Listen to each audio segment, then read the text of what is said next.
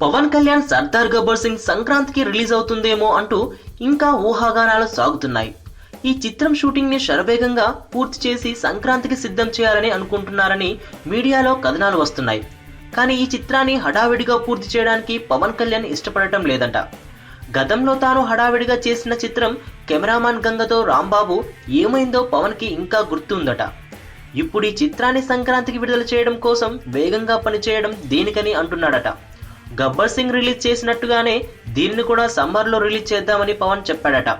Shooting ఆడుతూ పాడుతూ చేసుకోవచ్చు గనక నడుం నొప్పితో బాధపడుతున్న పవన్ కి మధ్యలో తగిన విశ్రాంతి కూడా లభించి షూటింగ్ లో యాక్టివ్ గా పాల్గొనే వీలుంటుందని, పవన్ సినిమా సమ్మర్ కి వస్తుందని ఆ చిత్ర నిర్మాత తన సన్నిహితులతో స్పష్టం చేయడం వల్లే త్రివిక్రమ్ ఆ సినిమాని సంక్రాంతికి విడుదల చేసుకోవాలని ప్లాన్ చేశాడట. పవన్ వస్తే చూస్తూ చూస్తూ అతని సినిమాతో త్రివిక్రమ్ పెట్టుకోడుగా, కనుక పొంగల్ కి పవన్ సినిమా ఉంటుందని ఫిక్స్ అయిపోవచ్చు.